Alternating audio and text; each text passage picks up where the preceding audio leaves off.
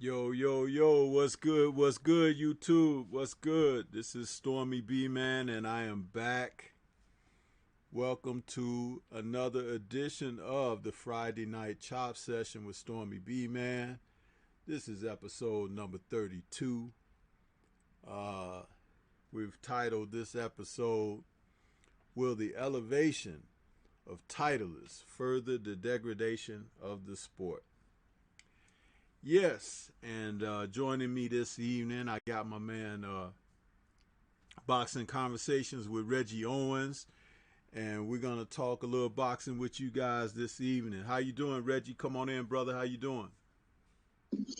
Man, what's up? What's up, OG? What's up, everybody? Chat, man. I'm doing good, man.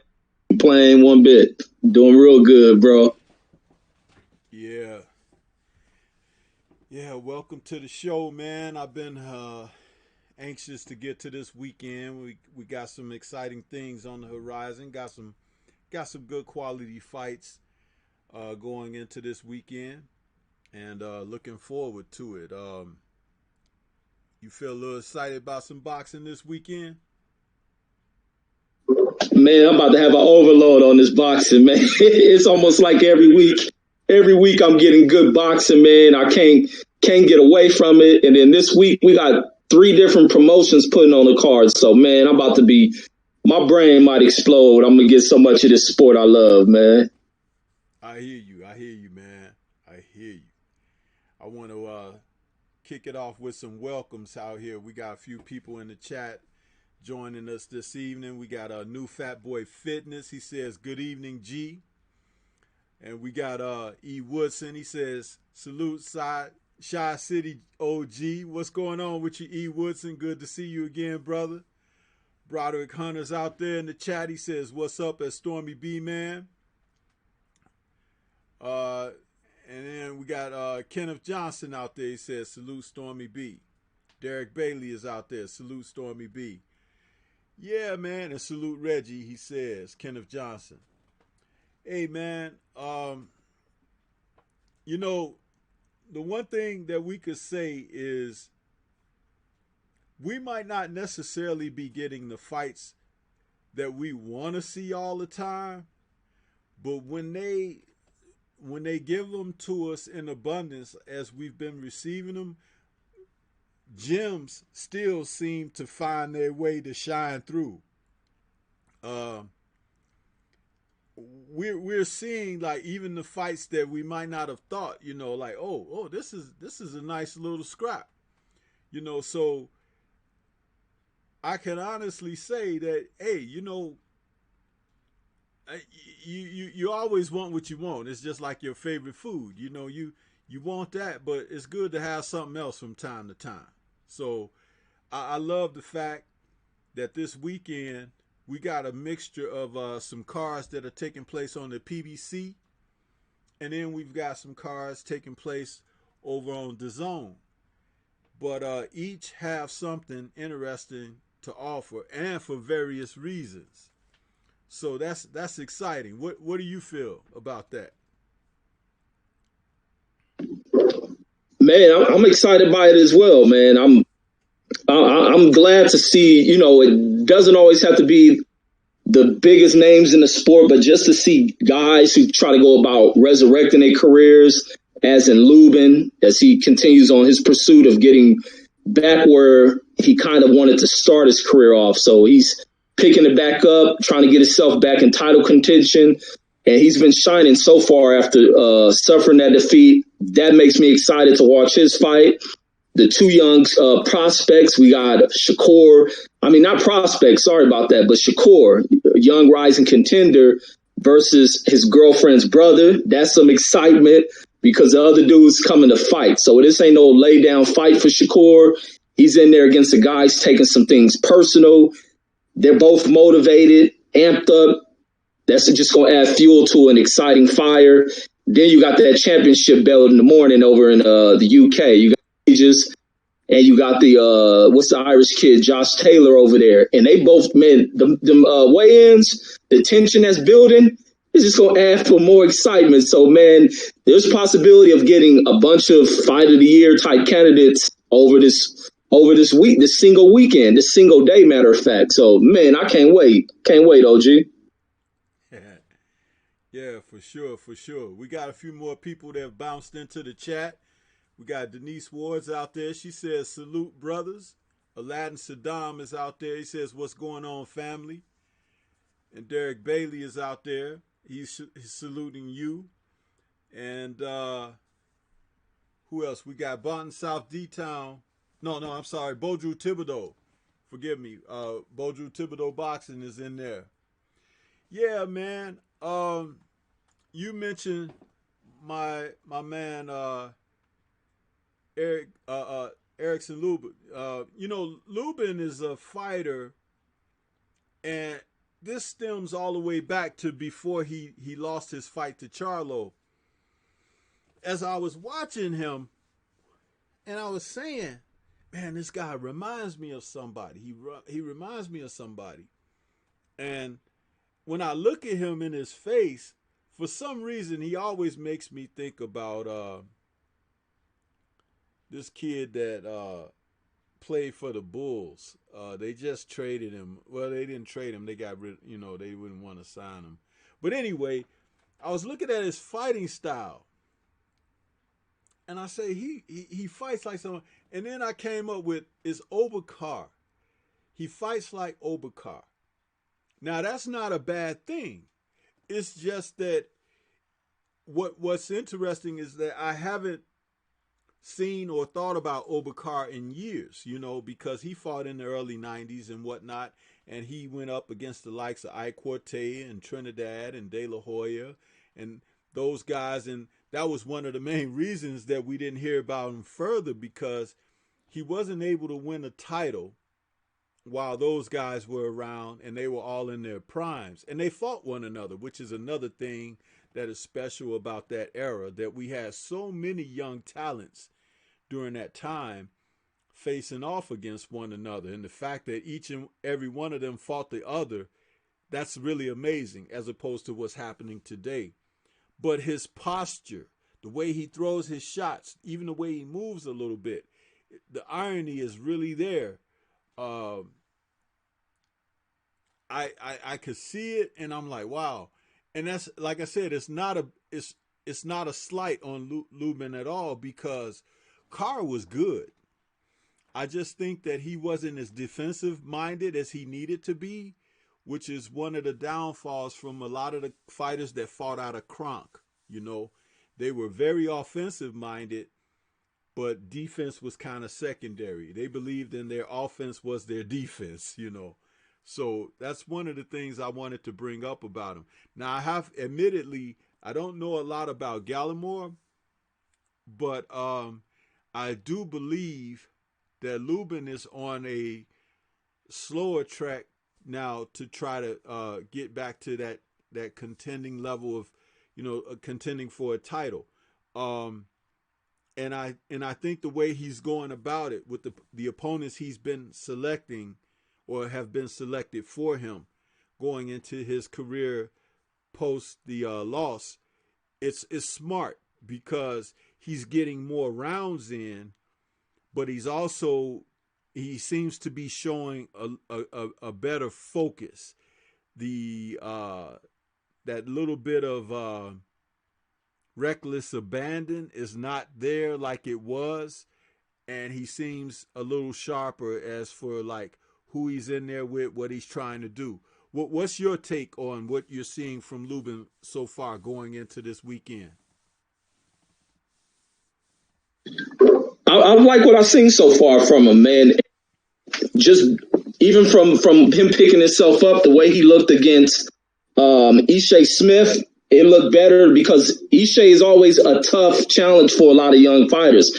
He made things look when matter of fact, when J-Rock, when he went about trying to go about rebuilding his career following a loss, he didn't look so well stepping in there against the Ishe Smith. This cat, Erickson Lubin, got in there with Ishe Smith, and he forced Ishe Smith to think about fighting again, and that's where he went into this retirement. He still looked like the same active, fluid, and hungry fighter, where I don't think the knockout really did anything from Spears.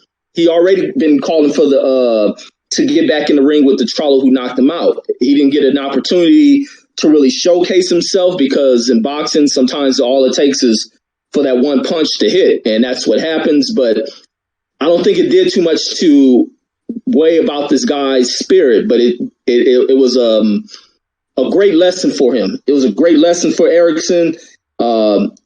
It's tuned him up. It forces him to know what to look for, be intelligent inside that ring, not to leave himself loose or open for shots. But he didn't look. He looked good so far to me. I think I've seen 2 fights since he's been back. But the Ishe Smith was really a real clear victory for me. And that last fight that he had, it was a clear separation in their skills. Very, very, very clear separation in skills when it comes to Erickson. But he's back on where he was before he stepped in there with Charlo. And even in that Charlo fight, it was a fill-out round, but he still looked fluid, looked active. It was just even today when I try to watch that, I'm like, I don't even see how that punch landed, but it was a punch that many fighters would have got caught with. It was really nothing he can do at that moment.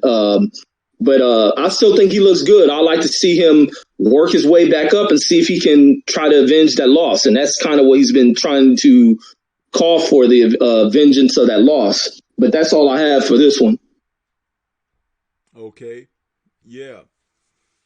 Going back to the chat, Derek Bailey says, they're bringing Lubin back slowly. They should have started his career like that. Yeah, Derek Bailey. Sometimes, people get a little bit excited when they have a prodigy that displays a lot of the gifts that you want to see. One of them mainly being like knockout power and things like that.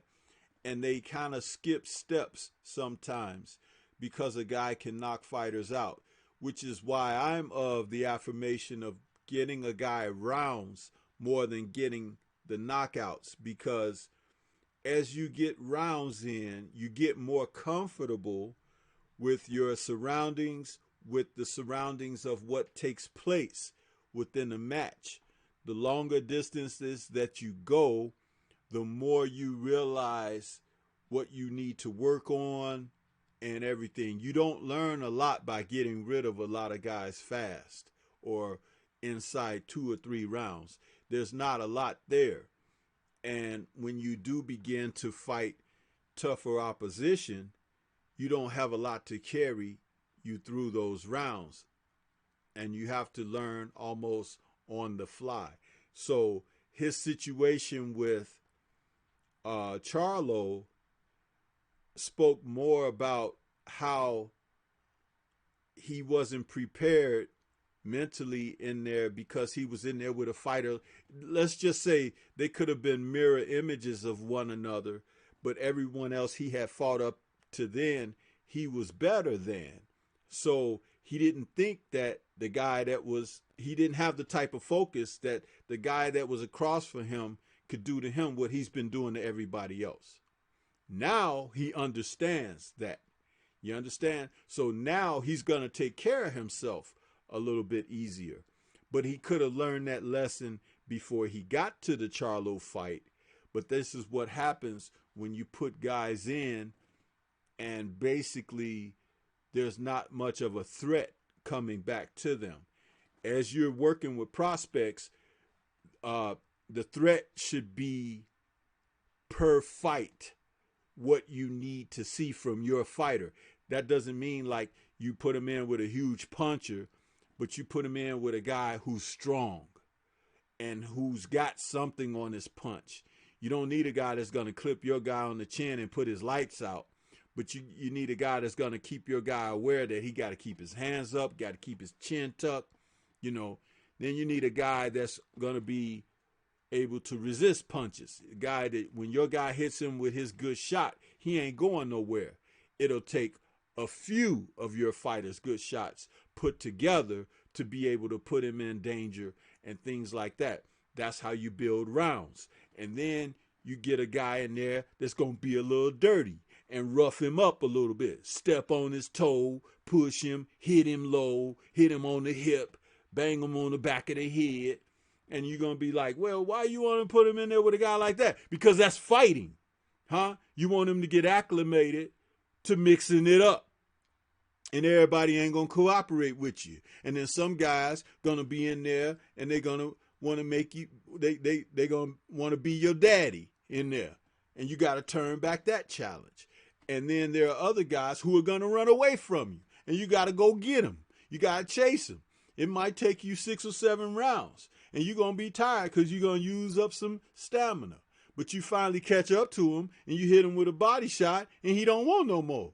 But for 6 or 7 rounds, he was like, you know, Ricochet Rabbit in there, running the hell away from you from ring post to ring post. And you had to go after him.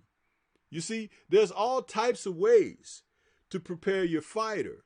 And in each fight or each couple of fights, you want to see a growth. You want to see an advancement from one point to the next. You don't want your guy to get to the dance and then the lights get turned out and he don't hear the music playing because he laying on the canvas unconscious. You don't want that. Huh? So yeah, he's going to have to go at a slower pace now, but I wish they had taken care of him before that Charlo incident so he had been better equipped. Smash that like button, people, as you come in. We got Dwayne M. He says, great weekend for boxing. Real Ghana Boxing says, respect to the general. Yeah, I got respect to the general too, but he on another channel, bro. What's that all about? Who else we got out here? Derek Bailey says, facts, Stormy. Oba always came to fight. Yes, he did. New Fat Boy Fitness says, what's good, E. Woodson? Miss Boxing says, as Stormybman, peace and blessings. Gonna listen while I finish this work. Thanks, sister. Miss Boxing out there. I gave her an invitation to join us, Reggie, but she's a little bit tied up. But her invitation is open. Miss Boxing is good people. If you guys haven't subscribed to Miss Boxing, go out there and subscribe and be listening in a little later this evening. I think it's 10 p.m. Central, 11 p.m. Eastern. She and Beverly Rose going to be doing something. And I think I heard 78 say he got to go out and get himself prepared for whatever they're going to be doing. I don't know what they're doing, but I heard some stuff. So y'all might want to go check it out, see what they're talking about after the show. See who else we got. Brown on Boxing has joined us. He says, Canelo and Loma are the protected fighters of this new era. If you think that Canelo and Loma are the only protected fighters of this new era, you need to study a little bit more, Mr. Brown on Boxing, because it's a lot more going on than that. And Darnell Kirkland says, salute OG. Salute to you, brother. So, Reggie, what do you think? What do you have to say about what I was saying as far as Mr. Lubin, you know, the things that they could have done and what other trainers and matchmakers and people who have proteges that they want to put out there, the preparation as far as matchmaking and those things. Do you have something you want to add on that?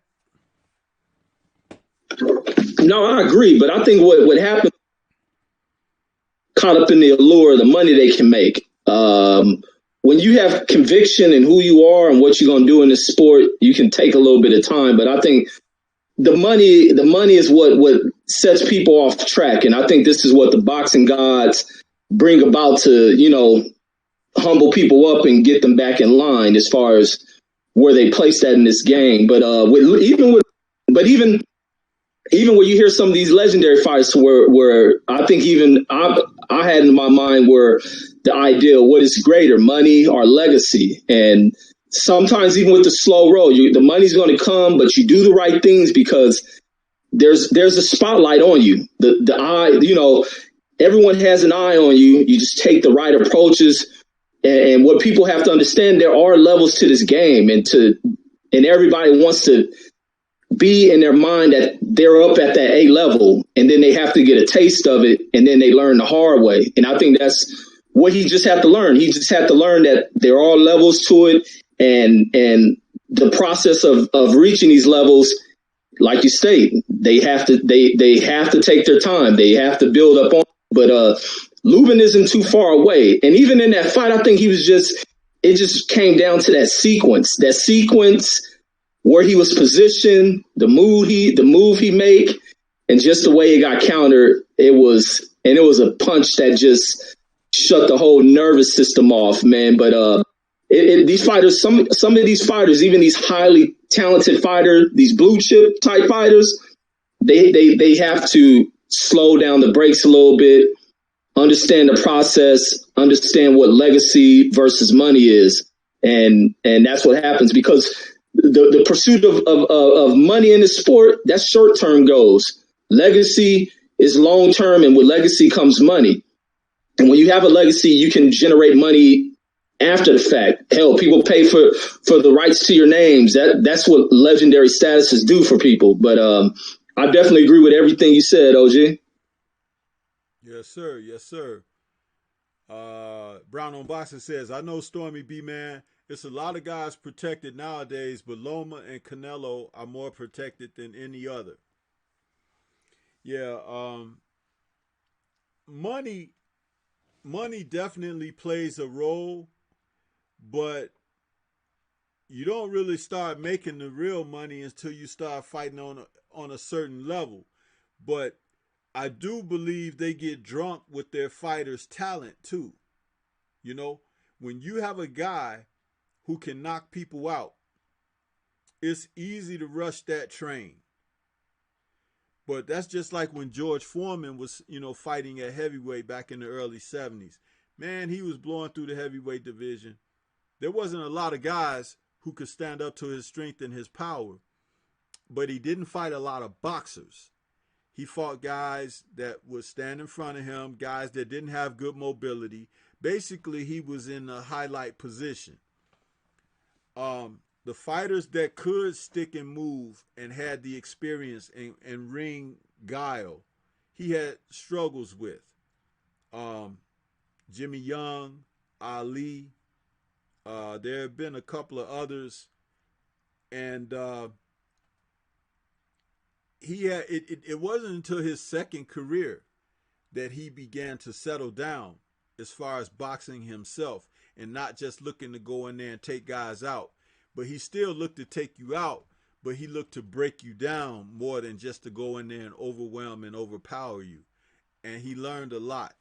He still stayed away from Larry Holmes in his second career. I found that very ironic, but it spoke to a greater notion that he learned from his first go around as a heavyweight contender, titleist, and also a contender again. So as we go further and we talk about these fights, Reggie, what do you think about the other fight on that card, the Shakur Stevenson and the Joet Gonzalez fight?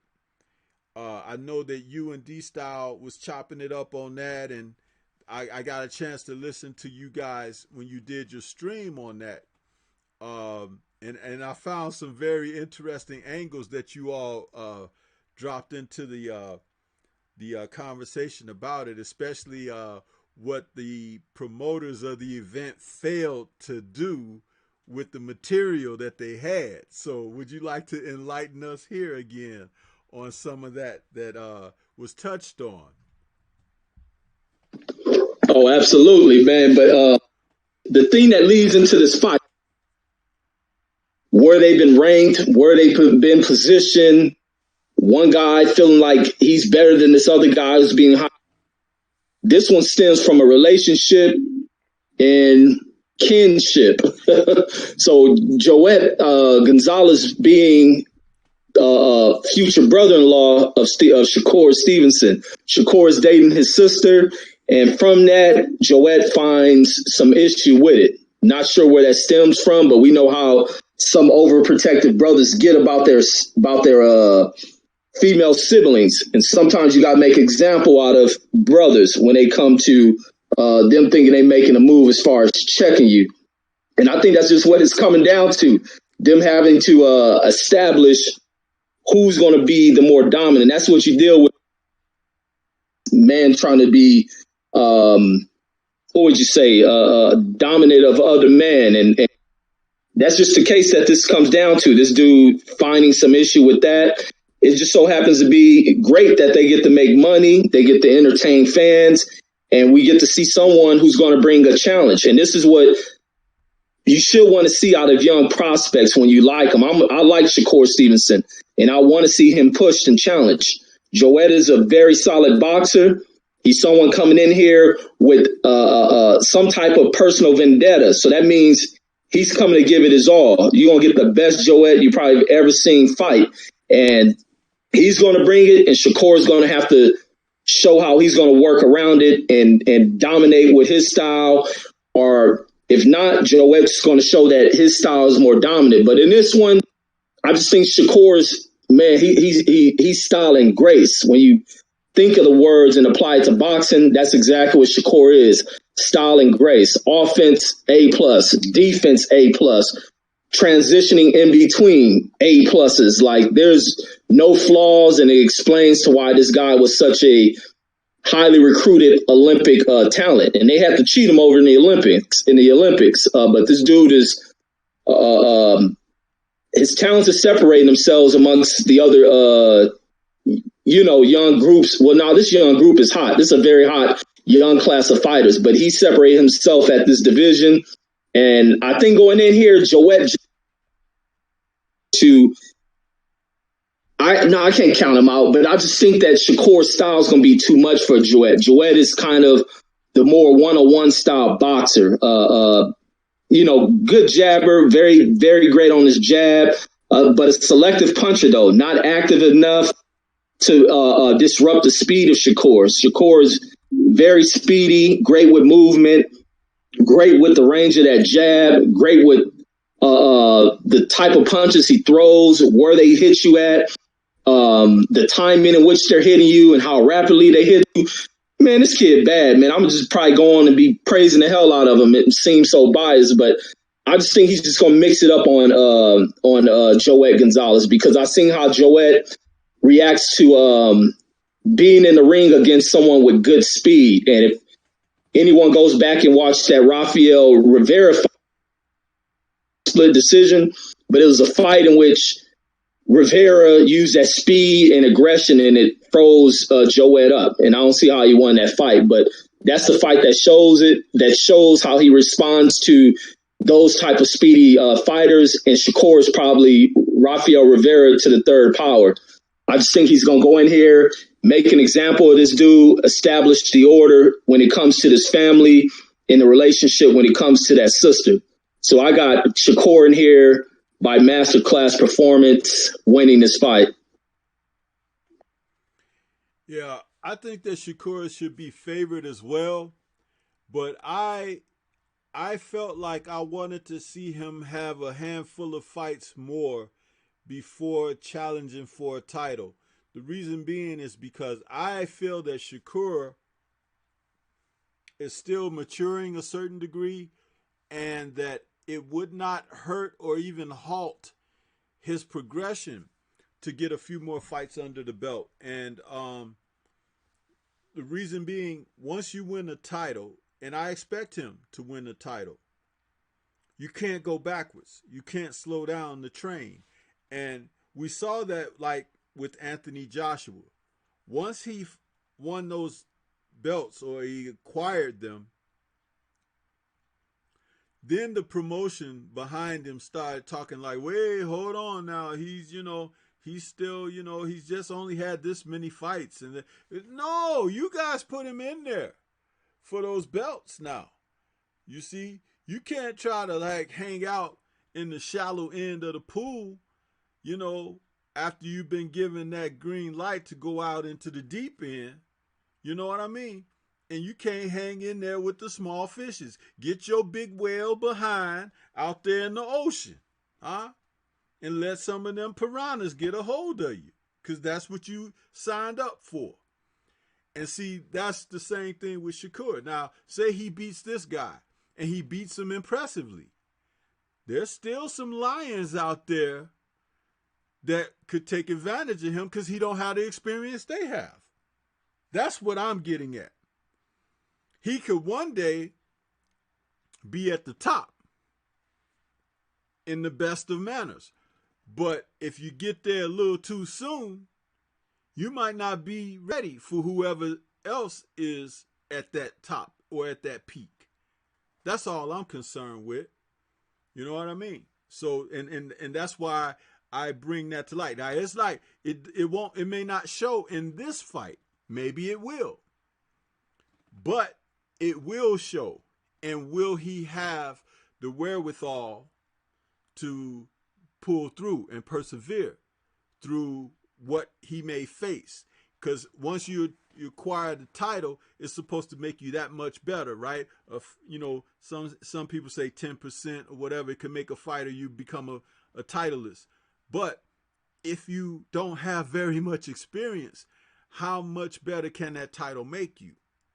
Because you don't have anything to base that on. See, that's what I'm talking about. And it's something to be thought of, you know, when guys see that happening, you know, it's something to be thought of.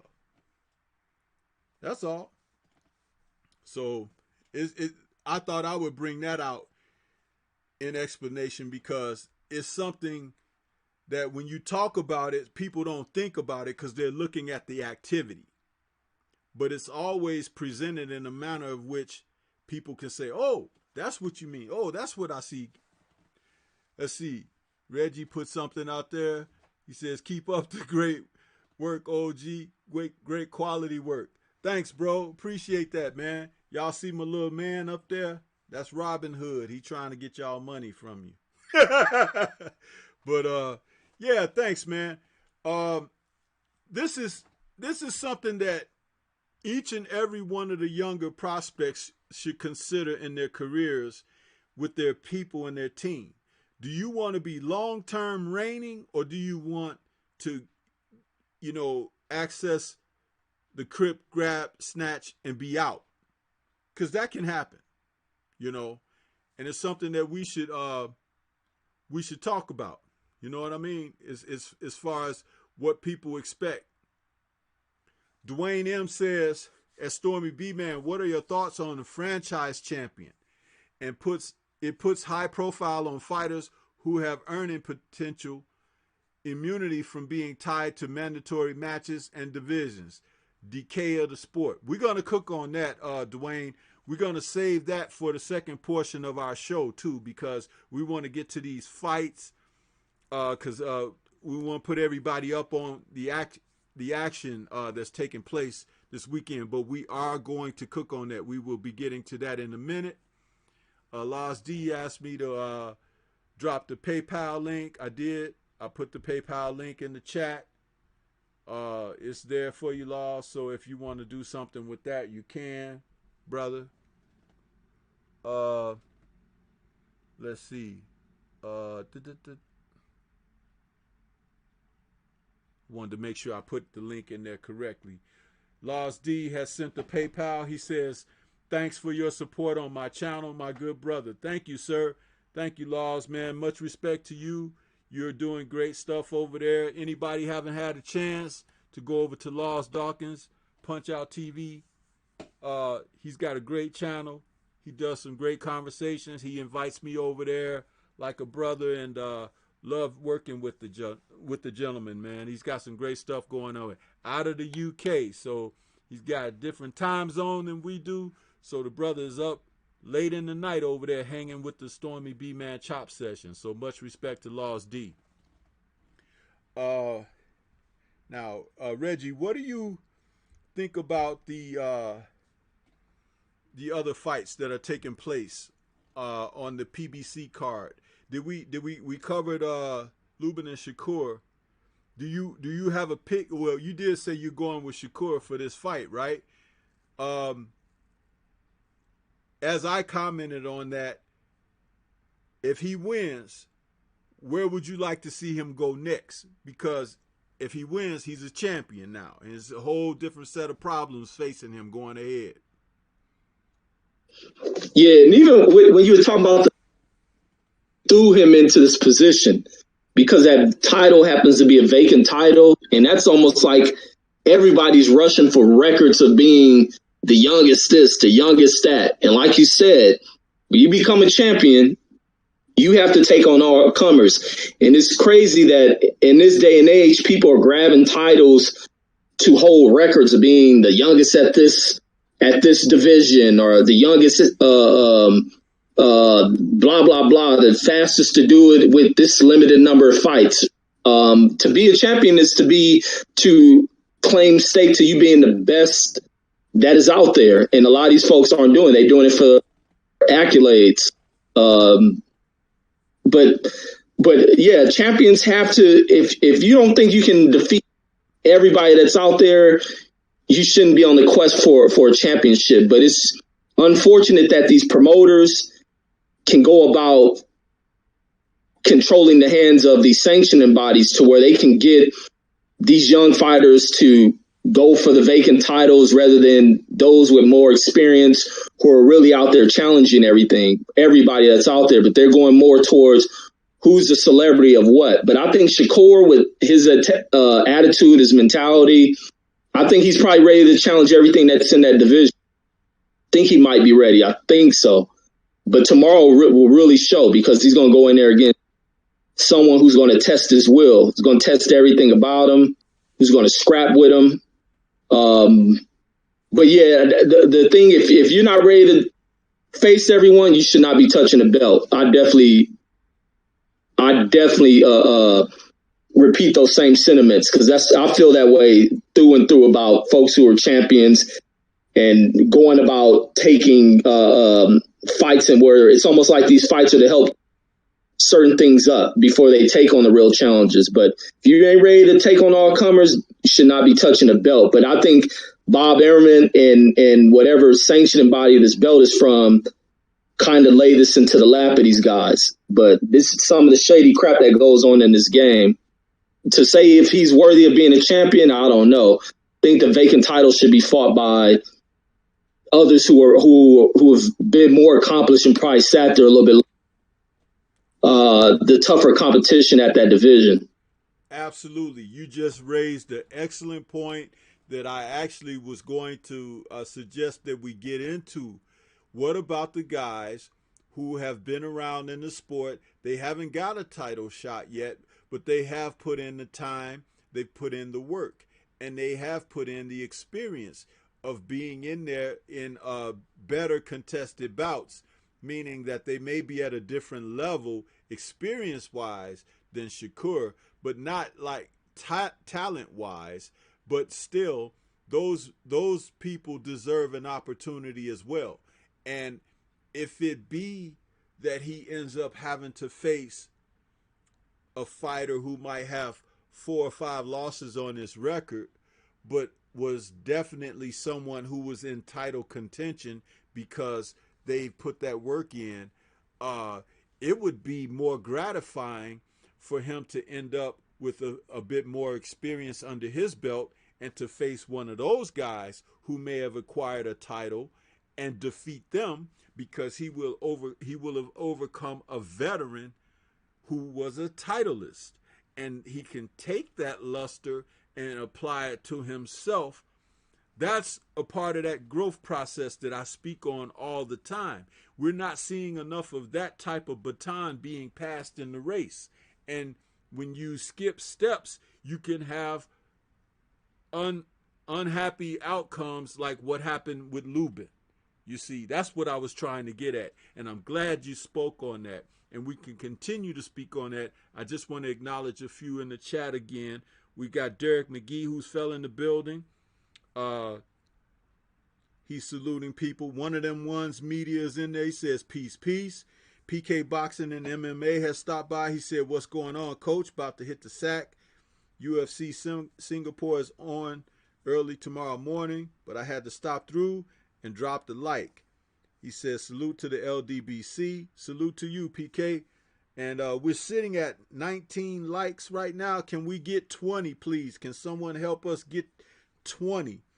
Where we get to the big 2-0. Thank you. Thank you. And what else we got? Iceberg Nerd has joined us out here. Uh, he says, salute, champ. And they're saluting they're saluting PK, and he said, y'all smoke one for your boy. Okay. Whatever that means. Hey, y'all promoting drugs on my channel. What y'all doing, man? It's like these brothers out here are funny, man. Lost D says, thanks, B man. You got it. That's good. Yes, sir. We got that, Lost D. Appreciate your donation, bro. Everybody else is saluting. Lost D says, smack that like button below, family. And Iceberg Nerd says, I agree. Tired of guys picking up a belt, then not being ready to defend against all comers. That's what being a champion means. Yeah, 100% Iceberg Nerd. And as we continue this conversation on that, there have been a few instances where you have a prodigy that is ahead of the curve enough that they can skip certain steps because they're that good. There are not a lot of those out there right now. Personally, I think I see two. And the two that I see that I'll name, everyone doesn't have to agree with me. But I've picked these two because of particular things about the style that they have, the way that they go about their work, and the success that they have had in fights, and the way their victories have been defined. That first person, Devin Haney, definitely. The second person, I'll say, is Lil B Hop. And those two men right there, I feel that they are prodigies who can get away with maybe stepping over a gap or something like that. I'm not recommending that. I'm just saying that these are two gentlemen that I see that they have something really special going on. Now, I know some people like Mr. Jerron Ennis out there. I haven't seen enough of him. I have to go back and study more film on him. But he's definitely somebody who is right up under the champions up there and will one day be a champion himself if he keeps his head on straight. What do you have to add to this, Reggie, on this conversation as we've continued to talk about these guys stepping up, earning titles, the possibility of being able to be equipped enough to retain titles? Devin Haney, man, I think the process, he went through the process. Going over into Mexico where he style experience of fighting adults in that professional style. It may not be the best of competition, but he went in there to get the, and just what he does behind the scenes. This dude is, when it comes to Devin Haney, is just following kind of a tale of what these guys present, especially when they present it in social media. You can read a lot from these athletes by the way they behave socially, just publicly, I should say. And when you look at Devin, everything's surrounded by boxing. The things don't really distract him. Even when Eddie Hearn was on the guy, because where Devin Haney resides is right. So he's not caught up in the allure of all the illicit stuff that you can get caught up in on the strip. This dude still finds his way into the gym every day. He's still a focused kid. He's doing the right things with his money. They didn't put themselves in a great position and align themselves. And also this kid listens. The relationship that his father has built for him, how respect, the tutelage that he's receiving from legendary cats. He's, you know, when you deal with most young kids, especially athletic and gifted young kids, they refuse to listen to elder folks. But this kid is different than that. He's taking in, you know, he's absorbing everything he's learning. Some of the greatest people that's been in the game, Roy Jones, Floyd Mayweather, even being in real professional quality sparring against Floyd. He's been there against all these young, hot talents. Hey, we hear the rumors what he done to other professional athletes, but just who he's being mentored by. Mentorship is big, and this kid is serious. It shows inside that ring. His ability to think, he knows what he's doing inside that ring. I think he's ready, and he's pursuing it. When you look at the division, I think he can take on all the challengers that are at the top over in the what is he at 130? What is he at 135? I think he can take. And he's been in there with Gervonta Davis, who may be the only. And we have to see who can separate from who with the headgear off. But I definitely think this dude is he's groomed for the process. He's been what's his name? Lil B-Hop.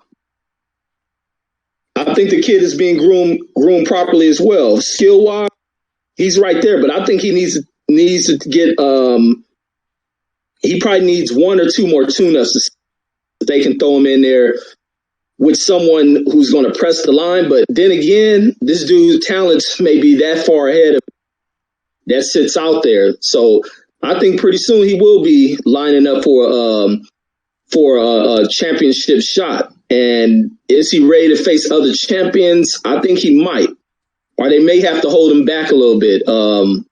They may not want to rush him too quick, because I think they may have to let him adjust a little bit to the fame, because I can see him being distracted by fame and things. And fame can be a hell of a drug for a lot of, especially a young kid.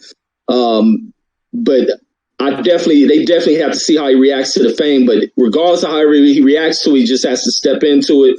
But Devin Haney, that kid is it. That kid he's right where you want a potential superstar, potential Hall of Famer to be mentally. Yeah, I see where you're coming from with that.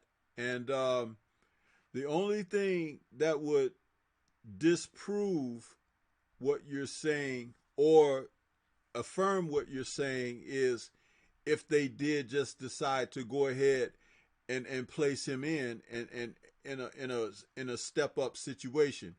I remember Sweet Pea challenged Jose Luis Ramirez in his 15th pro fight, I believe.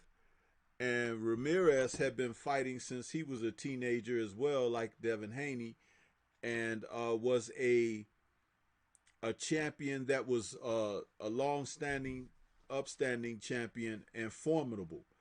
And Sweet Pea went in there and boxed Ramirez shoes off and didn't get the decision. But it made him even more dogged to come back. So it just typified the type of character that he had as a champion and as a fighter. B-Hop might have that. He might, but we won't know until they put him in that type of scenario. When you talk about someone like Shakur, I don't think that he has the maturation yet for that. And that's something else. If you see, he reminds me so much of that kid that's doing good in the AMs, in the amateurs. And it's like not quite ready for pro yet, but he's already a pro. And I'm seeing certain things that still say kid to me. And that's no disrespect, but even though Haney is young too, he has a different outlook as a fighter. If you could understand what I mean. Haney seems like that dog. He just, even at his young age, there's a difference between the two. And a lot of it is not necessarily personality. It's what's in the guy. And let's just say something hypothetical here. What if Shakur goes out and he endures a situation where he gets hurt, knocked down. Let's just say he gets stopped, sort of like what happened to Lubin, right? It could be damaging to Shakur because he may not have been ready for that or whatever. But Haney, to me, and just this is me watching, and I'm not saying I know, I'm not Nostradamus or anything. Haney seems to reflect he's ready not only for something like that to present itself, but that he knows what to do. It's just something different that I see with him. There's levels, as they say, there's level to this crap, but it's more than just a cliche saying right here of what I'm trying to express. But it just, there's a guy that seems he's ready for everything to go full steam ahead, and there's another guy that you should take your time. It's sort of like Lennox Lewis and Mike Tyson. Coming out of the amateurs, Mike became heavyweight champion of the world and everything. Lewis took a slower route and things like that, and he matured as a heavyweight much later than Mike did. When Mike's prime was what it was, he was knocking all these men out and everything. He was 21 years old. Lennox was still finishing off the Olympics, went to the 88 Olympics with Bo, came and turned pro in the early 90s or whatever, and Mike was already gone away. So it's like, wow, when you see these things like that, and you see they finally met up, it's like one guy, his candle was burning out, and the other guy's wick was just getting going strong. Do you understand what I'm trying to say there? Am I making any sense to you there? Because if I'm not, please, No, you are. So that's how I see those two guys. And I'm not trying to say I hope it's that way for one and not the other or anything. It's just a presentation of what I've been able to pick up on thus far. But I wish the best for both.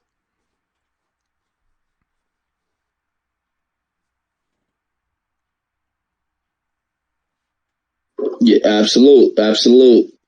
Now, going back to the chat for a second, Iceberg Nerd says, I feel like they're pressing to make Shakur keep up with Devin as far as status. I feel he's ready for just about anyone inside the ring, but he's not quite ready for stardom that comes with it.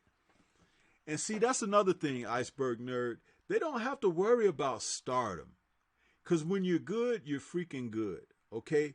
But what they do need to worry about is what can happen inside the ring. I think that your take on that is a little bit soft because the variables of what can transpire in that ring, man. Dude, do you realize a guy could get hit with one shot in the ring by a good pro? He doesn't even have to be knocked out from it, but he could get hit by a good shot from a pro that'll change his course of thinking about boxing for the rest of his career. Now, and that was because he wasn't presented with that before. He wasn't told, oh, shit, this is what that's about. He learns it when the lights are on in the ring where they make their career and their money and everything. And now all of a sudden you got to deal with a guy in the aftermath. He don't really want to do this no more. That has happened. And that's a reality. And that's something he needs to know before he gets to that point and it happens to him. Because if you've touched on it, if you've covered this, when it happens live, the coach can settle him down. The coach can't necessarily settle him down if he hasn't been briefed on this prior to this, and then all of a sudden it's happening, and now you got to cope with, because he's on the world stage. It's TV cameras, people watching at home, it's people in the audience, everything, lights is on. Dude, you can have a mental breakdown. It has happened. Edwin Rosario did the same thing to Hector Macho Camacho. Hector Camacho was a lightweight buzzsaw. He was going through guys, beating them up, knocking them out. Him, Sweet Pea Whitaker, and Meldrick Taylor were the three guys that were like on a collision course, and they didn't like each other. Okay? He got in there with Edwin Rosario, and Rosario clipped him. It changed Camacho's career, because after that, he never fought like he fought prior to his Rosario fight. He was an aggressive boxer, fast puncher, southpaw. After Rosario, he was a jabbing, moving, clutching fighter for the rest of his career. Macho time was not like he was before he fought Rosario after fighting Rosario. You ever knew that about Hector Camacho, Reggie? You know, I learned it from a while ago. You spoke on it, so today I know about it. Okay, but no, it's that type of thing. Like I said, a guy can, in one instance, in a fight, it doesn't even have to be a knockout. You get hit with a shot, and it do something to you. Okay, and you be like, you rethink your career. Big John Tate was fighting Mike Weaver in a heavyweight fight that he was winning hands down. Big John Tate was Riddick Bowe before Riddick Bowe. Back in like 1980, 1981, he was boxing the hell out of Mike Weaver, Mike Hercules Weaver, and winning the fight. Going into the 15th round, he got hit with a left hook by Mike Weaver. He went down face first. That was the end of Big John Tate. He was never what he was before that fight. And he just faded into oblivion after that. But it was like one punch changed his career. Adrian Broner, more modern day. Yeah, there you go. Adrian Broner. AB was a different fighter before he ran into you-know-who. And it's like, hey, it changed. And that's that part of boxing that, as a fan, you watching, right? You say, hit him, punch him, this and that, but you don't realize the effects of these things. I said it. It can make you rethink your career. You know? Laws Punch Out TV says, yes, sir, with the boxing glove. Derek Bailey says, after the Rosario fight, Camacho never got off the bike, Stormy. You're so right about that, Derek Bailey. That brother stayed on that bicycle, man. Hector Camacho came out the locker room with the bicycle. I'm telling you, man. That Rosario fight, and it was a great fight. Camacho won it, but he got hit twice in that fight. And after that, I guess Hector was like, it ain't macho time, you know, but it's time for me to, you know, get on my bicycle time. You know, he realized. So, but hey, Reggie, let's cover that other fight. The Josh Taylor and Regis Prograis fight. Why don't you kick it off with how you see the fight going and what your thoughts are about this fight, how you feel about these two men coming up with this championship fight? Yeah, man, I want Regis to. The way I look at fights, I don't go for favor. I gotta look at the way things shake out. In this one, I don't know how much that weight thing on the scale thing. I don't know if I want to factor. He made weight, but struggle for making the weight. But I don't think he drained himself too much to make it. Being over there, both fighters are animated. Josh Taylor's being way out of his character. Like he seems like he's something about Regis really ticks him because they reached the final moment. This is the championship of that tournament. So he has a true dog. So I don't know if he's using this as false motivation with the way he's acting with Regis. Is he masking some kind of fear? Because that's why I look stuff at times. Sometimes it's a way of masking fear and things. So I know people see him doing all this and trying to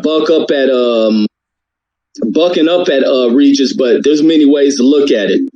He can either be motivated, playing the mental games against Regis, trying to play intimidation games, but also with people trying to act like they're intimidating people.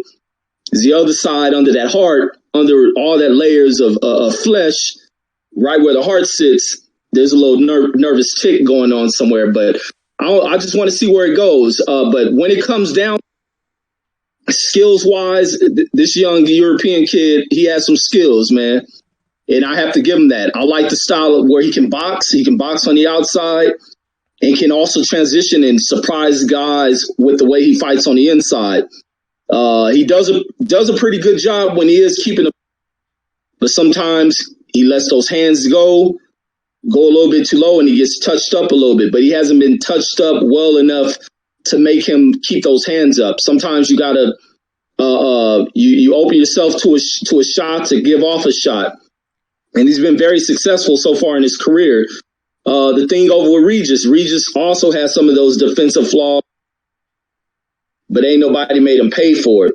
That power that he has it's been devastating for the level of competition he's been in there. The way he did, and man was crushing. Man, he's crushing the heck out of Don.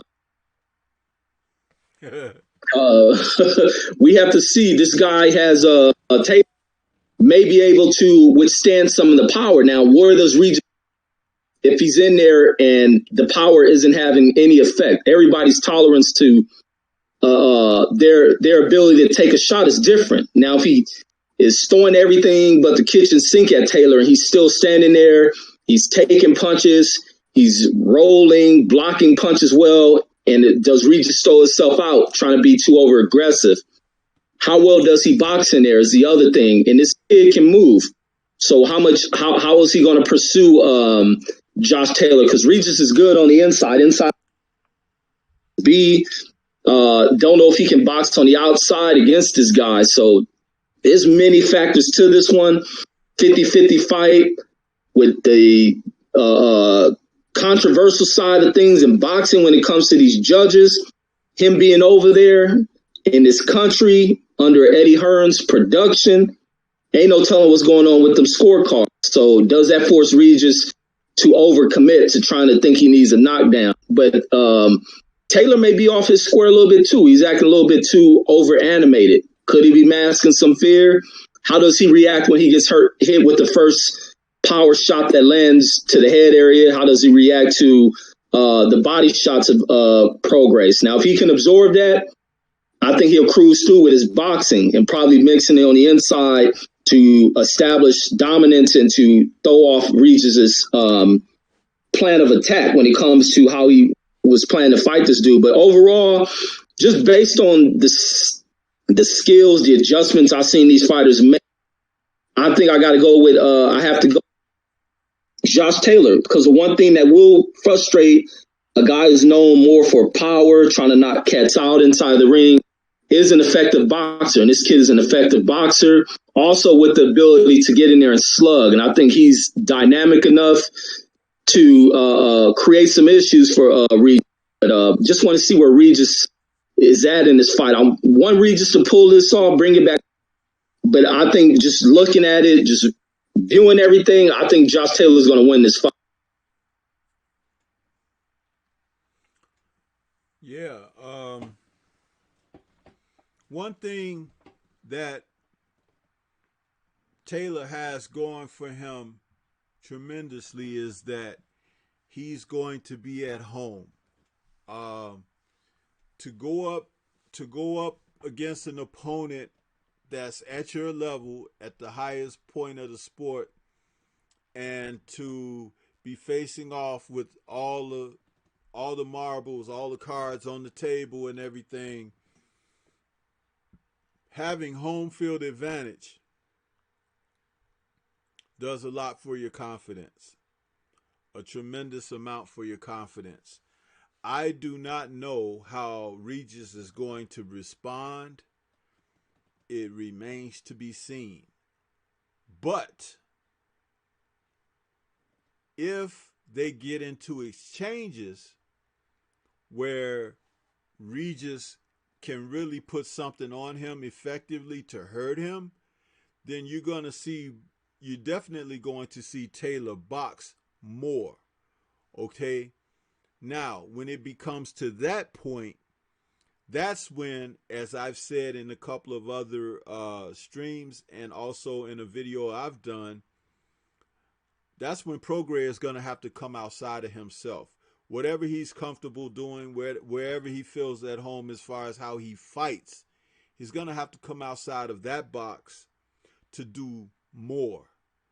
It may be a great deal more that's required, or it may be just more, period, because you're going to have to make up the difference for being that fish out of water. And I don't know if he has that. It remains to be seen. But Josh should be the favorite, and he should use all of those advantages that he would have at his disposal. And it would be up to Regis to win that away from him. That's why it's such an intriguing fight. Because if you can take two guys in the elements that they're finding themselves in the circumstances surrounding this bout, this is how you know that you're going to see someone get tested in a manner of which they're going to have to do what you haven't seen them do before to prevail. For Taylor, it would be he being able to take the punishment that Regis would put on him, box, stay focused, keep himself safe. Don't try to knock Regis out. If a knockout comes, it comes. But box smart. Regis gonna have to break him down, get in on him, lay hands, feet, kitchen sink, everything on the kid, and win the rounds decisively. It can't be close rounds. Oh, I get that round. Oh, I don't know. It's an even round. And when you're on foreign territory, that's not going to help you. You have to be decisive. You have to snatch it. So we don't know that he has that, and it remains to be seen. That's why when people say 50-50, or they could see Taylor, or, Regis going to knock him out, whatever, that's why the pendulum swings so far one way or other, or even just sits in the straight middle, because all of these points that we're speaking on will factor in. And at the end of the day, just like a CompuBox, something's going to tally up in greater favor for one guy or the other. But this is why we need to see these types of fights. When you have fights where quality opposition is fighting off against quality opposition, and the talent level is pretty much even in everything, regardless of who you love, who you throw all your fan support behind, and this, that, and your third, it doesn't matter, because it has to take place not on paper, but in the ring. When they're in the ring, men pose challenges to one another. And then they get to a place where somebody has to decide how bad they want it. Then it becomes attrition.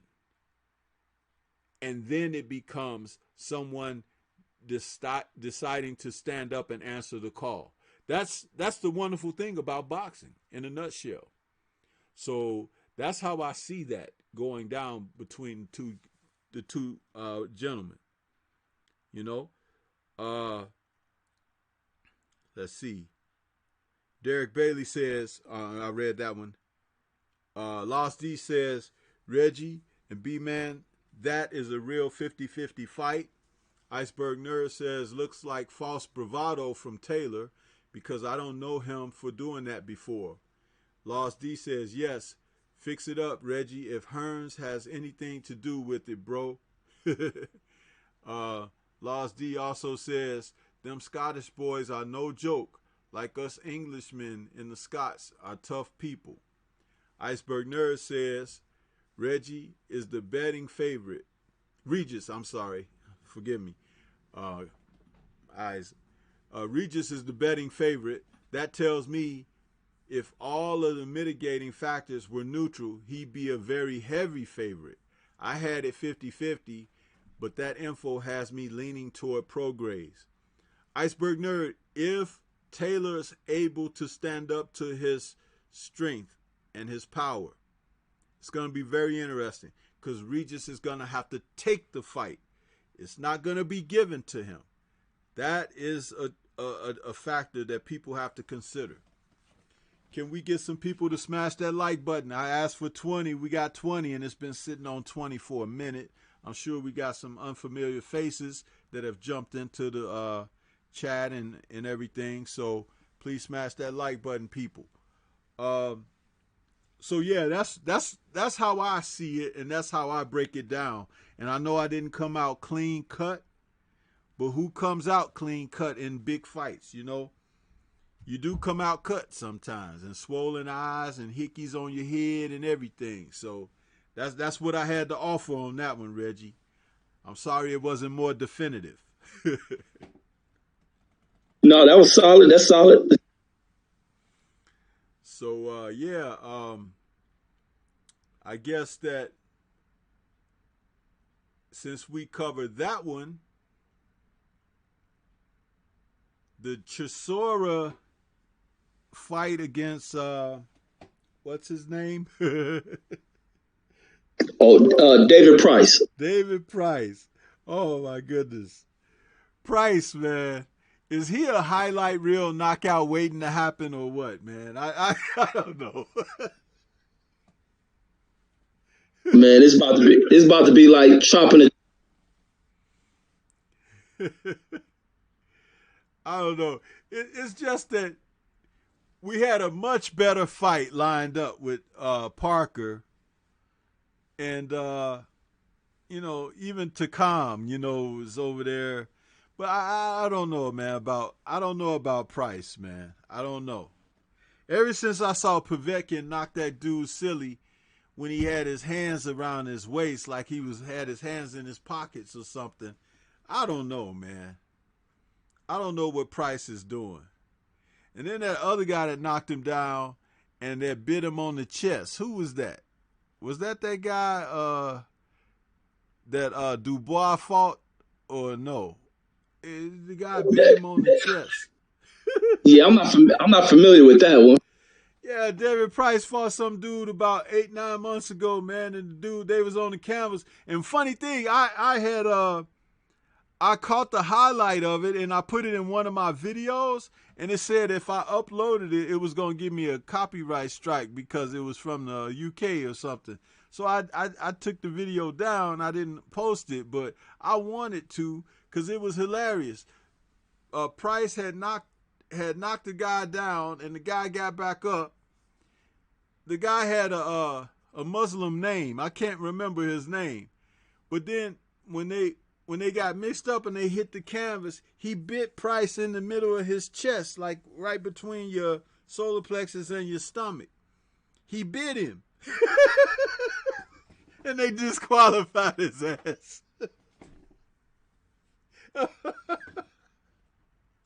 It's some fools in box. Dude, it was hilarious. I tried to post it and they wouldn't let me post it for copyrights. I think that's DAZN doing that stupid stuff with copyrights of their fights or something. They ought to just go and let it post it. Hey, it is, man. You know, it's funny. From Instagram, I put up that had everything with Deontay Wilder. I'm trying to go about. I don't understand that. It ain't got nothing owned by DAZN. Everything is Deontay Wilder. And when they show who put the strike out, it was DAZN. Yeah. It's like they want to keep everything under their umbrella or something. You know, forget them people. It's like, you know, but I one of these days I'm going to find a way to get it out there because you got to see this. If you didn't see that, matter of fact, let me look it up real quick. 1 second. I'll tell you who it was, who he fought. It was the most hilarious thing. The guy bit him on the chest.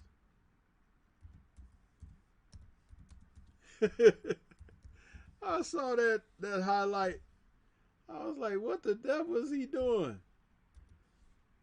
Right, but into this fight, man, I think Chisora got something that's fueling him, and I think it's with dealing with the way Eddie Hearn went about other business and promotional things are just going to fuel him to go in there, and he's going to crush the chin of David Price, who's known. He's probably going to fall out like Dominic Brazil in this fight. I don't know too much what this guy can do, probably to lay on Chisora, but Chisora, if he does that, Chisora's going to make it a rough and nasty fight. But either way, I think Chisora's going to get to that glass chin of his, and he's definitely going to take a nap in that ring. Yeah, okay, 1 second. Yeah, this fight was in March of this year. It was against that dude Cash Ali.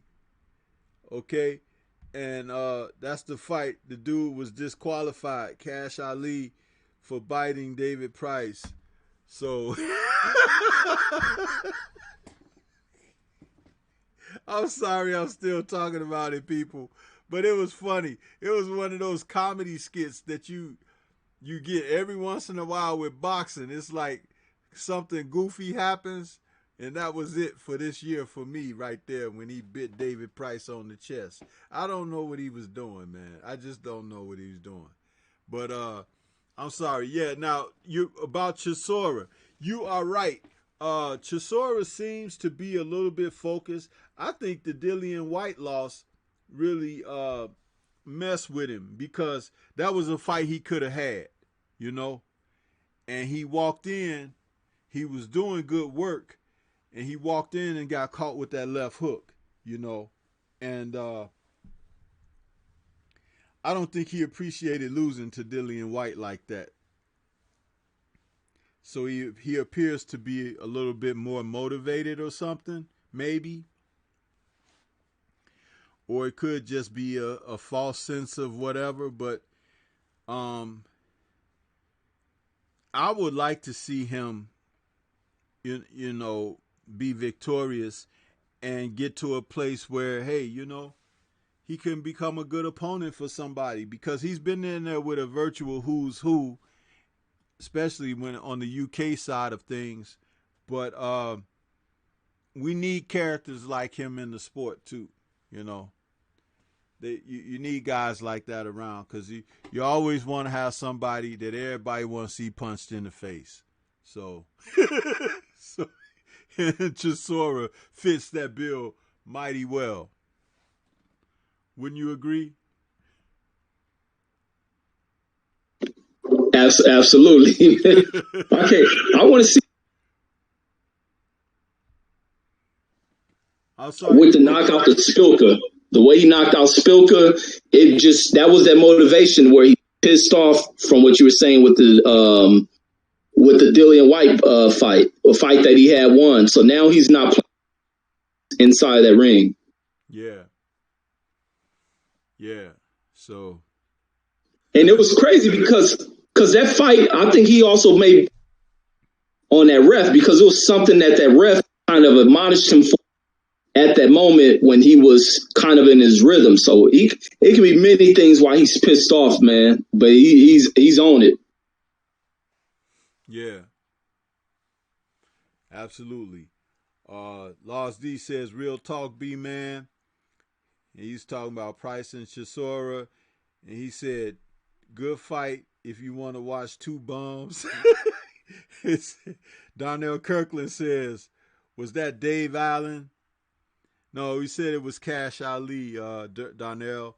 And Lost Punch Out says, Cash Ali, the pit bull, loves to bite. And he says, yes, sir, B-Man, it's Cash Ali. Yeah, you know, that was hilarious. But as we go through this last, I would say 30, 40 minutes of the show, Reggie, we can finally get to this segment of the program where we put it in the title, you know, will the elevation of Titlists further the degradation of the sport? You know, I don't like what happened a couple of days ago with this incident where the WBC decided to give the franchise label to Vasily Lomachenko, a fighter who is not decorated as a pro, a fighter who has not had 20 fights as a pro and has already suffered a loss in his career in his mere 15 bouts, which also on the heels of a ESPN story where they highlighted him talking about him, and they showed a graphic on the screen that miraculously erased the one loss on the record. So they showed him as 14-0, not 15-1, not 14-1, and it seems to further push the narrative that they want to create their own heroes in men who are not necessarily from the U.S. and men who happen to be of a Caucasian race. I'm just going to say it. And in a sport where we have seen great fighters, Arturo Gatti, Mickey Ward, being, modern day guys who got in there and mixed it up. Even a guy like Tommy the Duke Morrison, when he was doing his thing, there were fighters in America who you could respect. You could respect their grind.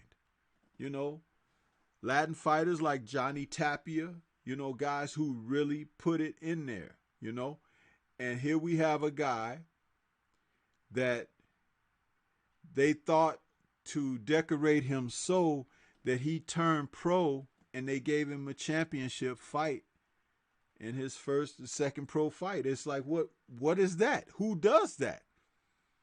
And because they say he had 400 amateur fights, I don't care if he had 10 amateur fights. How do you just hop, skip, and jump and leap over everyone who have cut their teeth, who have worked hard at their best to be the best, and you just take someone like this guy and put him ahead of the pack because you want to? And then you turn around, and even when he has shown flaws and has lost, he's been knocked on his ass, you try to pretend like that isn't what people witnessed. And we got tapes. There's film. When Sugar Ray Robinson fought, there's no film of him as a welterweight doing the magic that he created. And it's very unfortunate that we didn't have that to witness. But here, a gentleman who's nothing like Sugar Ray Robinson, we've got plenty of tape. We can put it on pause. We can put it on rewind, fast forward, and it still comes out the same. He's lost.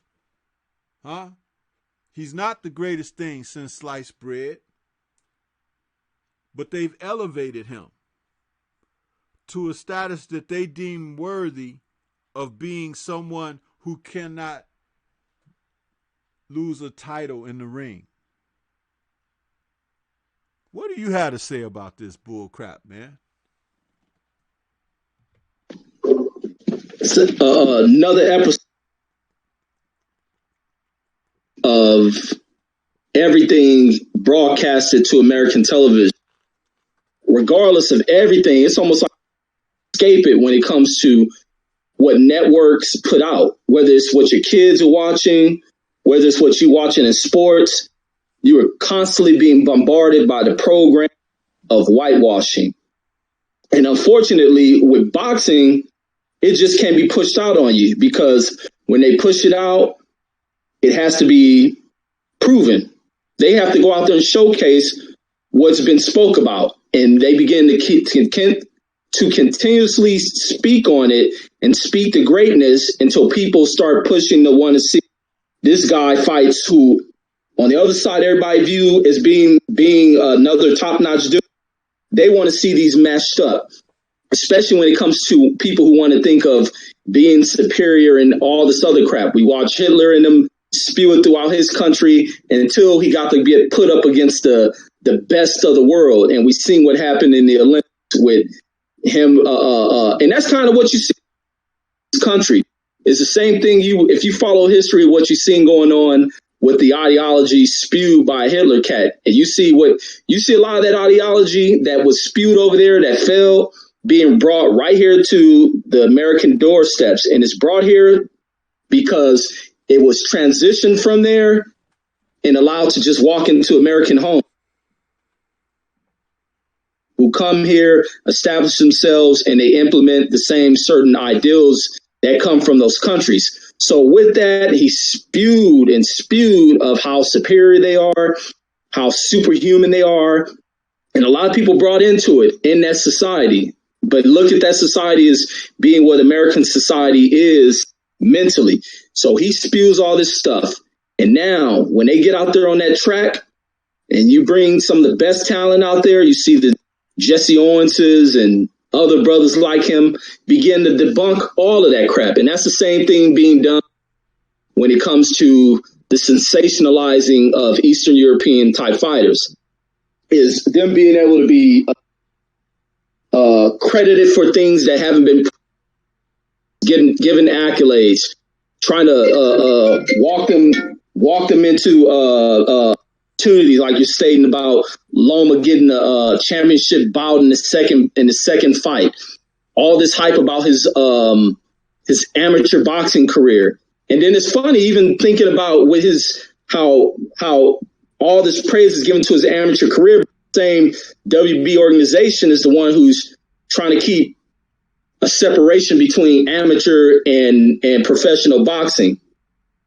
Now that's the most hypocritical crap. Like you're drawing a line between that currently, but when it comes to this guy, you still want to reflect on what he did as an amateur, something he did as a grown amateur against young adults. But back to this one, it's just kind of into this over sensationalizing of trying to play into the pride of particular people, because through combat is where people gain the sense of pride.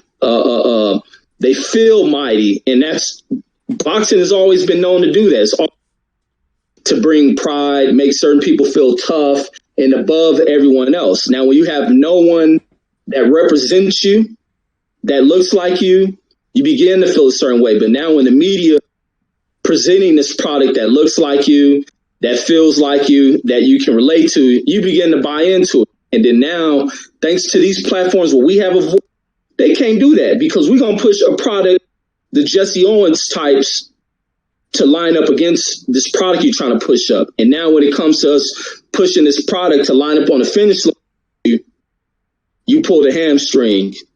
And now you get bailed up out of the situation. But I'll hold off, and then we'll keep cooking on this one.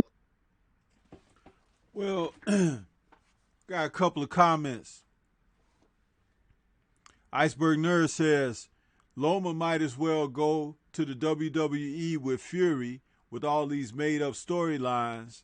And I'm glad he accepted the franchise belt, so we know to disregard him completely.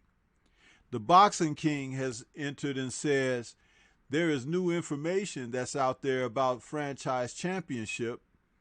The champion not only has immunity, but also the champion can fight any WBC original at any weight class when entering a new weight. You know, there is something that I like to say about this particular move that was made, because as we had fighters like Tank Davis and Devin Haney around the weight class where Lomachenko was earning his stripes, because they have hyped him up as this fighter that they consider to be more than what he really is. They've also taken away from the fighters that we see, love, and support, like Haney and Davis. They've taken away the opportunities for these men to show their wares against someone that they're deeming to be so great. And I think there's something very despicable about that, because when you can turn away from the quality oppositions that are out there in the field ready to be faced, ready to make their stake and claim toward advancing, and you decide to fold the checkerboard up and go somewhere else to another park to pull out your chess pieces.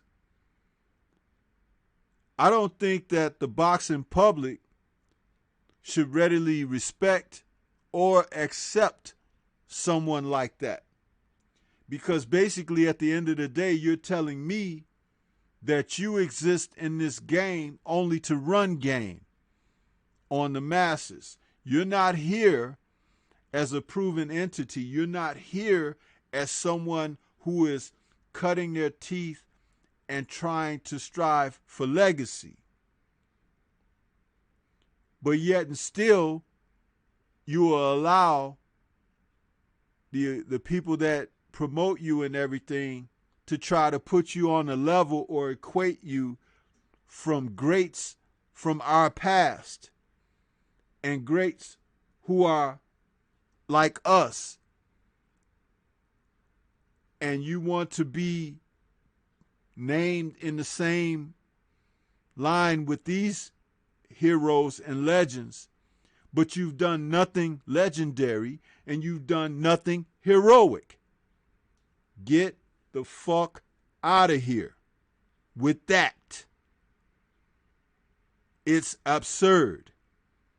No one in their clear, conscious mind would be accepting, as a fan of the sport of boxing, as a follower of the sport of boxing, saying that this type of ethic is okay. There were men in the past history of boxing that never got the chance to fight for a title, let alone possess one, who are better than this man. And you're trying to tell us all that they mean nothing. You want to erase history. You want to erase the progression of time and the passing of batons, because it's a natural process in boxing where the past and the present paths cross. And you have someone to ring in and bring in a new era. Yes, there have been periods through history where that was avoided, like when Sugar Ray Leonard had defeated Marvin Hagler, but you had fighters like Donald Curry calling out Sugar Ray Leonard. You had fighters like Michael Nunn calling out Sugar Ray Leonard, and Sugar Ray Leonard wouldn't face them. But that wasn't surprising, because that's what he did a lot of in his career.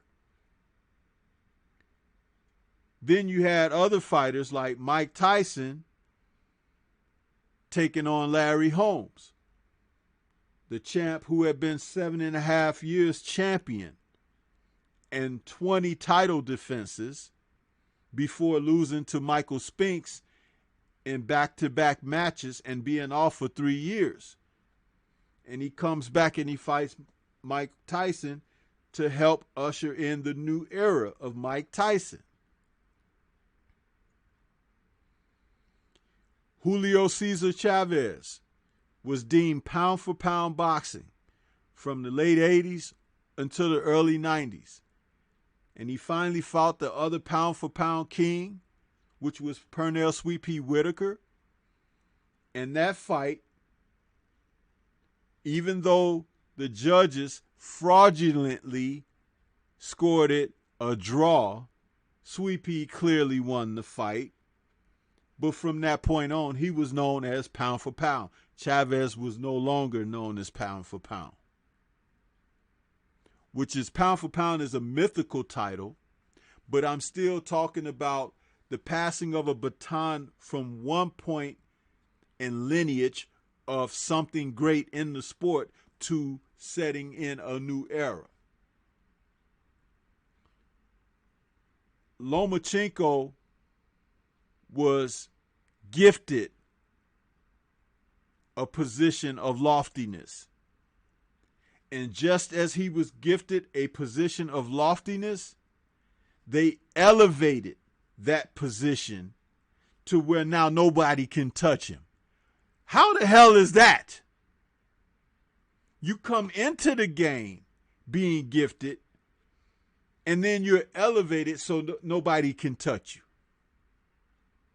So as long as there's an imminent threat, you've given him an out. This isn't even about somebody whooping his ass. This is boxing. This is about competition. This is about legacy. This is about lineacy. And it's also about economics. Because if he sold this or that, and his name is supposed to hold some stock, then certain fighters are not going to get an opportunity to make the payday that they're supposed to be able to make because you're going to shut them out. That's discrimination. Blatant discrimination against people who work hard and earn their keep. They earn it. He hasn't earned a damn thing. His amateur career was just that, an amateur career. His professional career is laughable for what they're trying to anoint him as.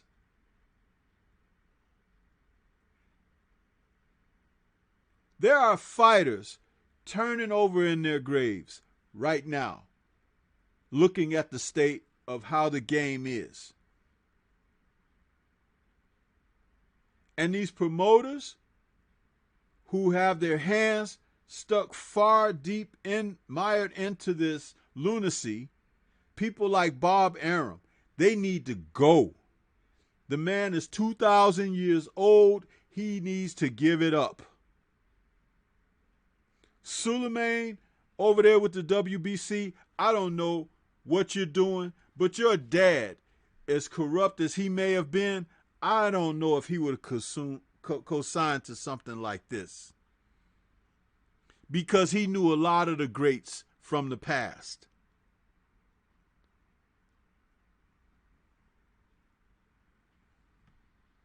Iceberg Nerd says,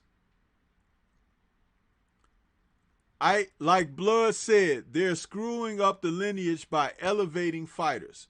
Both Canelo and Lomachenko should have been stripped for ducking their mandatories, and that's all there is to it. 100% correct. Shout out to Blood Boxing. Iceberg Nerd also says, you've devalued the belt held by Monzon, Hagler, Hopkins to save Canelo the shame of being stripped for ducking. And also to be able to say that he is on the level of those wonderful, historical, legendary champions. How do you just hand LeBron James 6 trophies because he is in the NBA? And when I say just hand them to him, that means you put him on teams packed and stacked to the rafters with talent. guys who have gone from other teams that were playoff contenders, going to play side by side with him. And you want to call him the greatest.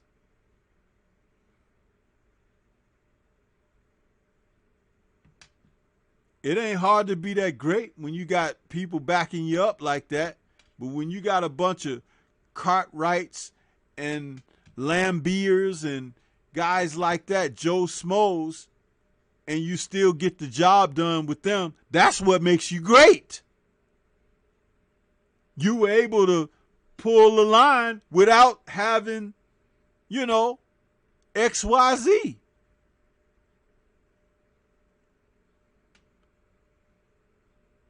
The sport has really taken a setback with this ridiculous decision made by the WBC.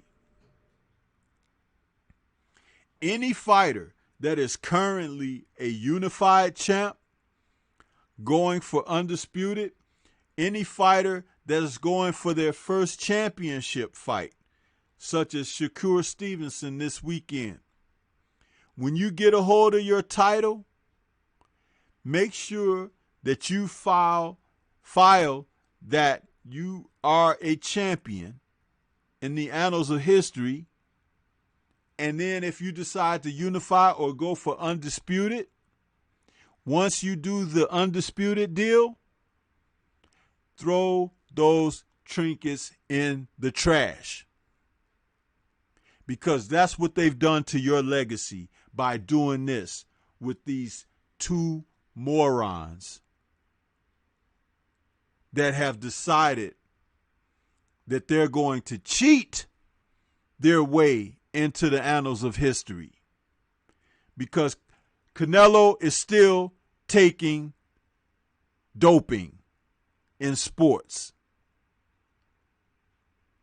Lomachenko is running around here behaving like a dope in the sport.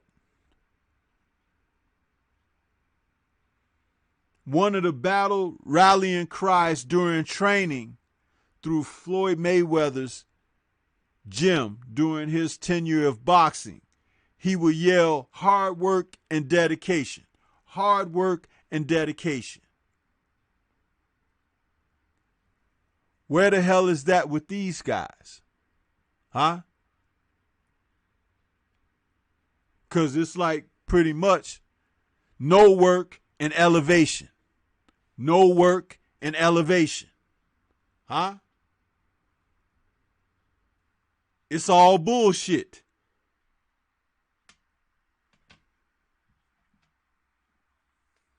Go ahead, Reggie. Man, absolutely. But man, it's trying to prop this dude into some,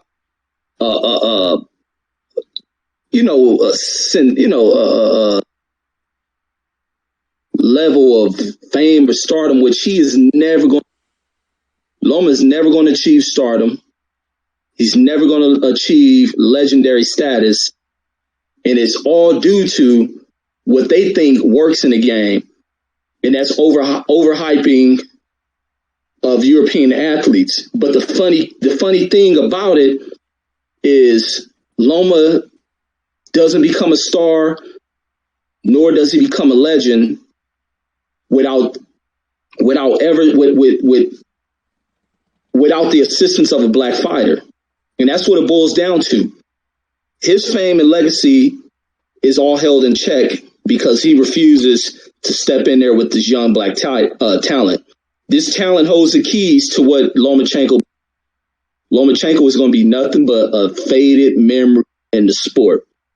And it's going to be so bad that even with the assistance of media trying to broadcast them, televise this dude, they haven't been able to help. And they can't figure out why. And the reason why is because you're protecting and keeping him away from fighting young black talent. Now, when you draw the color lines and the racial lines, you have to match that up for the racists. They need to see him in there against a black fighter. And when they're not doing that, they can care less about this dude. So if they plan on making this dude a star, They plan on building the legacy in which he will never achieve. He's going to have to fight a Devin Haney, or he's going to have to fight a Tank Davis. He has to fight one of these American black fighters. Fighting a Richard Comey ain't going to do it. And that's just what it boils down to. The same thing with Canelo, even though he's achieved, probably legacy, some Hall of Fame. To when his name is brought into conversations amongst the true fans of this sport, and they speak about him, there's going to always be these question marks of him ducking and maneuvering around. And then there's franchise things going to always come. And this is going to be a black eye on his career. When he becomes an age fighter and he's charitable events, people are going to start to look down on him. And his own people who can't even take pride into him, when they look at the end result, is the fact that he's ducked, made all type of maneuvers to stay away from the young black talent in his division. The young black talent that holds the keys to a star once again. His flame is flaring out. And it's all because they think they can pull them old age tricks that are ineffective in his game. The keys to success for these dudes are right in the hands of them fighting the young black talent. And that's where it lies at. And it's funny how not too long ago, where people talked about black fighters not being able to sell, black fighters not being this and that. Well, black fighters holds the key to everything within the sport. Holds the keys to making those who you try to prop up and force into being stars. The only way they become authentic stars is to face the talent in which you say don't sell. So that's the funny thing when it comes to this Loma situation. And the fact that it makes him look bad. I ain't even seen other channels who matter of fact, when Black Fight Fan can't even defend him, because Black Fight Fan's the biggest fan of Loma. And when he seen through it, that was the icing on the cake. And that made Bob Arum, Top Rank, ESPN, WBC, and them look bad right at that moment. That this is a scandalous type move. Loma ain't even got no people who really defend him. He probably got less than 100 worldwide that can defend what happened here. This decision has cost him a fan base. Nobody's gonna stand by Lomachenko. Nobody cares what he does with or what he does with Richard Comey. They can't turn him into. Those aren't legendary fights. He has to this young Devin Haney talent, or he has to fight this young Tank Davis talent. That's the only way Lomachenko begins to step at the of beginning his pursuit towards legacy. Otherwise, people forget about him. Once he retires from the sport, it ain't gonna take a month for people to forget who. In all the 400 fights, ain't nobody seen none of them. So they mean-ish. Talk about hindsight being 2020.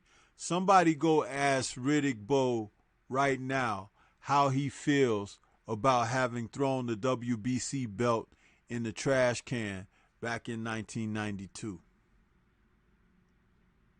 That man regrets that every single day of his life, and he has to live with that decision that he made every single day of his life. Because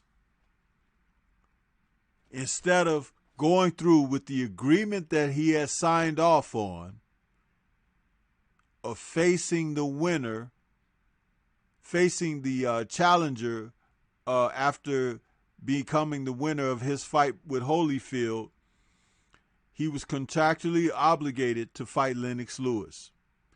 But his promoter and manager, Rock Newman, talked him into not defending against Lennox Lewis, and they would use the excuse that Lennox Lewis was asking for too much money. But it was a legacy fight to certify his arrival in the heavyweight division. Even though he just beat the undisputed heavyweight champion in Holyfield, you had a number one contender who had beaten him in the Olympics. And he avoided him. He threw the belt in the garbage. Now he's running around less than half the man he used to be, rumbling and grumbling about he would like to slap Lennox Lewis in the mouth. You had about $10 to $20 million worth of a chance back in 1992 to do that, Riddick. Huh? Look at you now.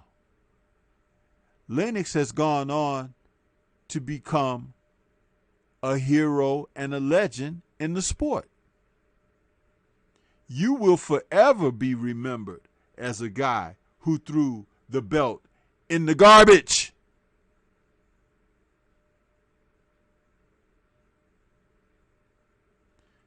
Canelo and Lomachenko, two men whose names I will not be using on my channel beyond this conversation, are garbage champions. They've thrown their belts away symbolically and allowed themselves to be elevated to a status of you can't touch this because they're scared to take an ass whooping in a sport where you have to bring it to get it. And ass whoopings happen on a regular basis. If you're scared, in the words of my boy Stacey King, go buy a dog and get the hell out of the sport because there's a lot of dogs in the sport. Huh?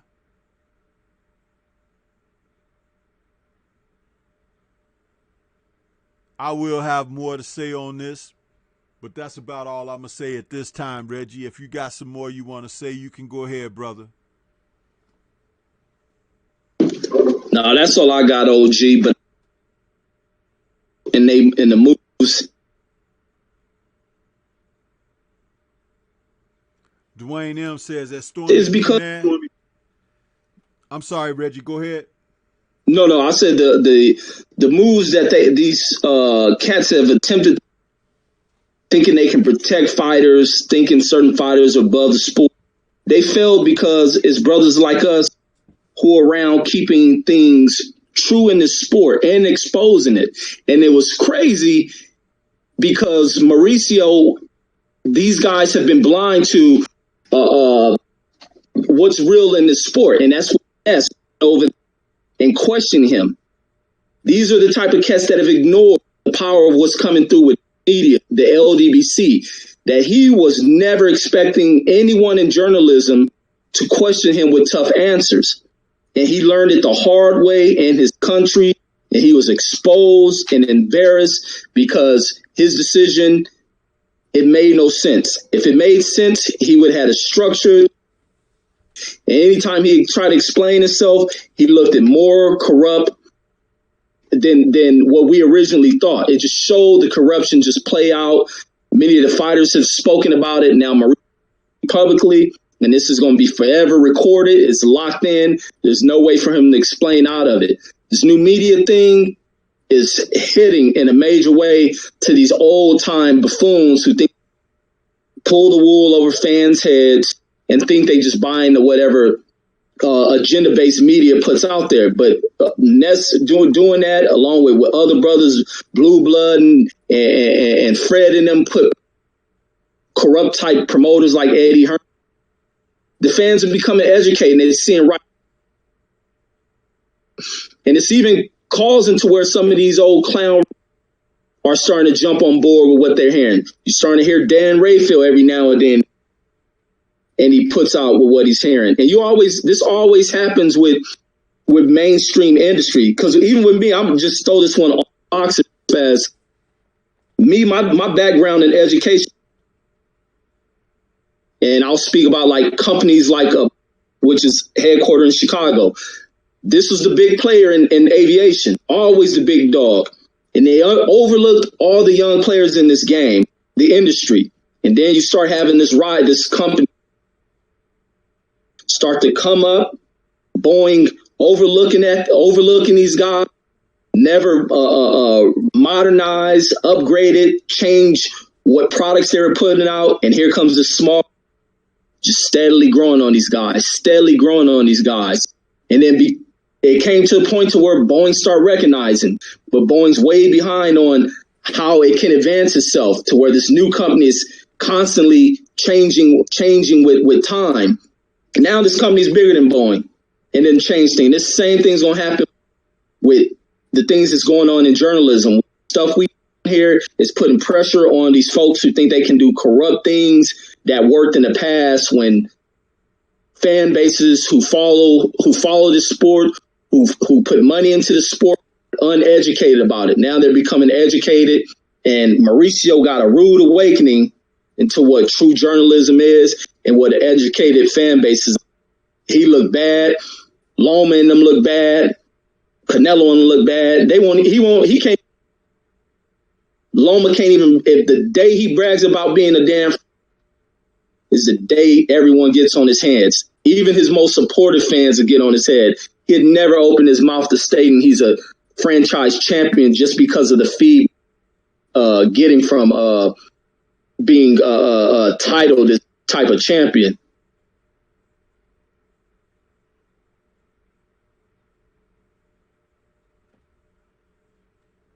Yeah, man. This has been something that even though we've touched on it tonight, this should never, ever, ever be the end of this conversation. We should always stay vigilant in expressing the displeasure for what they're doing with the corruption in this sport, with the fact that they are not unifying the League of Fighters, that they're turning it into a me against them aspect, and the thems are those who are going to be locked out and frozen out of opportunities to make the most with their careers, and the me's are those that are being placed in a position to not have to do anything. So as we get ready to close it out, you got any final words, brother? Man, you guys, first I want to say thanks for, and please, people, continue to subscribe to the heat that Stormybman is putting out, the gems he drops. He drops some great insight on this game. Please subscribe. Don't miss out on, as well as mine as well. But man, it's always great getting on, speaking about this good old sport of boxing, man. Nothing trumps the sport of boxing in my books. I'm always hold to that. It's been that way for a minute, and nothing has made boxing more special than finding the boxing community, LDBC. I started out with Dante's Boxing Nation, then coming on to the LDBC, finding a whole slew of fight fans just keep this thing hot, man. You guys have really turned me being a fan into something even greater. I don't even know how to explain. I've been enjoying the hell out of everything as it relates to creating content, the conversations that are put out there. It's been dope, man. And that's what makes boxing so special. And that's what these other fools who have been blinded and thinking they can do whatever the hell they want in this is what they're going to wake up to and starting to listen. And it's funny, even speaking on how 78 and Black Fight Fans, a Juneteenth event going into the Atlanta market. I just got from Badu Jack coach to where he sent me the Badu Jack versus Jean Pascal. They putting that fight in Atlanta. So that just shows how they're paying attention to what the hell is going on and what's being, communicated throughout the sport, throughout these channels, the networks that 78 created with the LDBC, new media, all that stuff, man. So this is just a dope thing. Great, man. This is a dope hobby. It's fun as hell to me. I just enjoy it because it keeps me abreast with the sport. So I pay attention to any little news coming out. But, man, thanks again for bringing me on, OG. Oh man, you know you're always welcome here on the Stormybman channel, man. You always bring it yourself. And for those of you who haven't subscribed to Boxing Conversations with Reggie Owens, please take a moment to go over there to his channel and subscribe. And his collaborations with D-Style Boxing and myself are always put together with the most, you know, seriousness of insight that we could bring you as a listening public to the boxing community. So please don't forget to subscribe. Also to my man Lost D, you know, he was out there with us this evening. And going forward, tomorrow at 10 a.m. we've got In the Eye of the Storm with Stormybman, and it's part 2 of a sit down with Scrapbook Boxing. So don't forget to tune in for that.